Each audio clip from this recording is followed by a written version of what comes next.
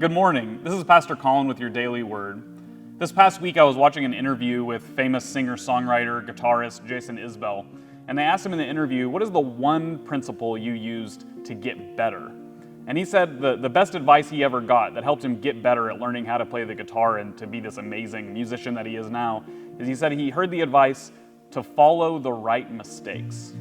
Follow the right mistakes. And he said when something didn't sound quite right, when he knew that it wasn't quite the way he wanted it to sound, he would follow that mistake and draw near to it so he then would know next time when he played how to make it sound right, what he needed to do to get better. When I heard this, I thought immediately how closely this resembles what it means to be a disciple of Jesus, how we grow in our discipleship, even in this time when we have to do it in a smaller group or even individually. It reminds me that during this Holy Week, we see Jesus' disciples make a lot of mistakes. And maybe during this time that we find ourselves at home in close quarters with others, or maybe alone, we've made some mistakes. We've said something we didn't mean. We've acted in a way that we wish we hadn't. We've done something wrong. I find myself in the work that we're doing to still communicate the gospel with our church that I've made mistakes and I've said things, and in my personal life I've made mistakes.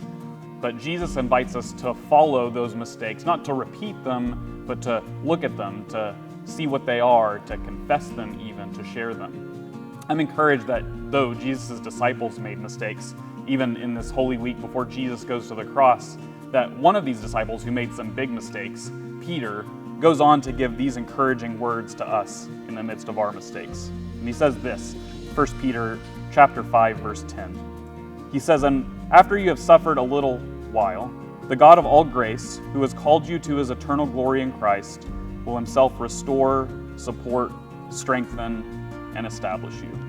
Even one who made a mistake directly to Jesus followed that right mistake, that wrong mistake, that thing that he wanted to change, and found that he was changed by God's grace. Amen.